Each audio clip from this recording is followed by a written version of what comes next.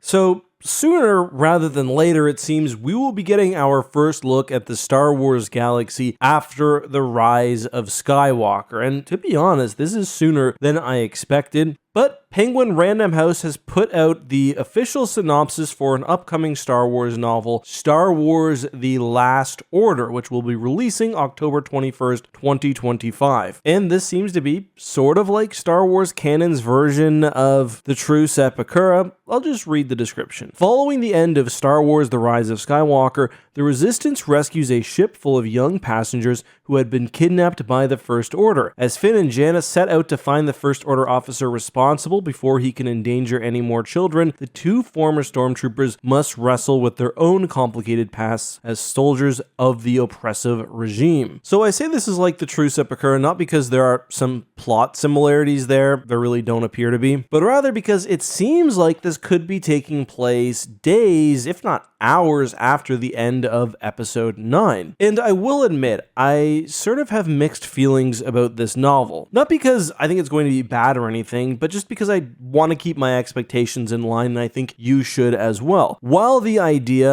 of exploring the post-sequels universe and really treading truly new territory and seeing how the galaxy is shaping up is interesting, I don't think it will be this novel to do it. For one, this seems to be a pretty self-contained one-off story, and it's also categorized as teen and young adult fiction. And I'm not saying there's no good YA content in Star Wars. I think Lost Stars, which is certainly YA, is one of the best Star Wars novels, period. But to put it lightly, this just does not seem like the forum from which they're going to figure out how the universe works moving forward. It is notable, I do really believe this, that they're putting their toes into the water at the very least, but we also have to look at the reality for how Star Wars has treated non-film / TV show canon on the cutting edge of the timeline. Star Wars is more or less happy enough to tell stories of whatever type when it's in an area the films aren't covering. The High Republic has consequential stories for its time period, but honestly, even going back to the prequel era, the novels to me have always felt restrained, and the closer you get to the sequel trilogy and the main characters, the more so, especially recently, that feels to be the case. To be clear, there are some consequential Star Wars novels which set up a lot and which truly impacted canon. The best example would be the Aftermath trilogy, which really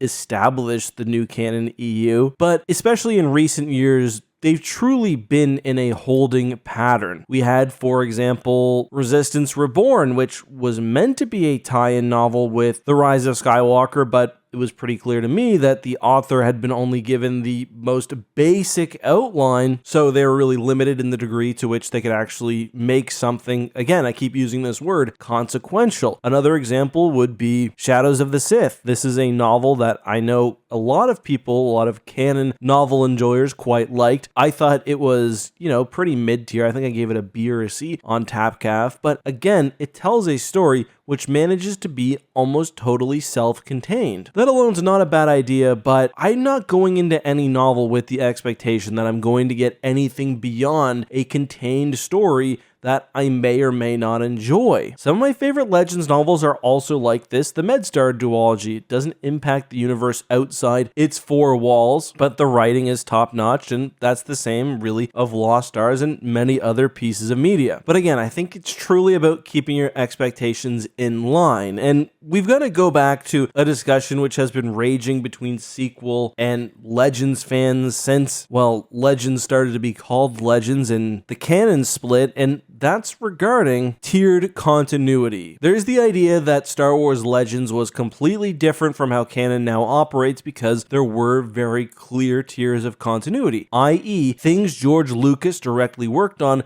were a higher level of continuity than the novels, the comics. Those two or a higher level of continuity than some of the very older pieces of work like the original Marvel comic run, and it sort of goes like that. When canon started, the big thing was we're doing away with tiered continuity. Everything is going to be the same level of canon, and while that's a nice idea, everything has gone back to exactly the way it was because, let's be honest, the tiered continuity in Legends was based on economic realities. Yes, you could say it was what George Lucas worked on, which determined canon status, but really it was how widely popular or how widely appealing something would be. Obviously, the films are the highest level of canon because the idea that a film could be superseded by something in a novel is plainly ludicrous. Tens of millions of people see Star Wars movies. In comparison, although the novels are popular for tie-in novels, they're very niche. So yeah, when the Star Wars prequels came out, they had a different idea of what the Clone Wars would look like than, say, the Thrawn trilogy. So yeah, even though they came out later, because 1,000 times more people were familiar with the prequels than the Thrawn trilogy, the former superseded the latter. And that's turned out to be exactly the same case in Star Wars canon time and time again. And you know what? I'm fine with that. I really am. I think a strict adherence to continuity above all else is something done at a franchise's peril. For example, Andor the TV show is going to retcon serious aspects of Andor's past backstory, including most likely how he met K2SO, and as we discussed when season 1 was airing, his birthplace and his history as a young man. But Andor is a phenomenal show, and I'm glad that the team has the creative freedom to ultimately make the very best project possible. That doesn't mean that you shouldn't strive for continuity, you shouldn't strive to create a cohesive universe, but at times, for the purpose of storytelling, one thing is going to supersede the other, and practically, when it comes to movies versus books, comics, even video games, movies are going to win. So in creating this new Star Wars YA novel, they're not going to be able to talk very much about what the new government is looking like, or what Rey is doing. She's established her Jedi Temple, whatever, because there are far more authoritative works on those matters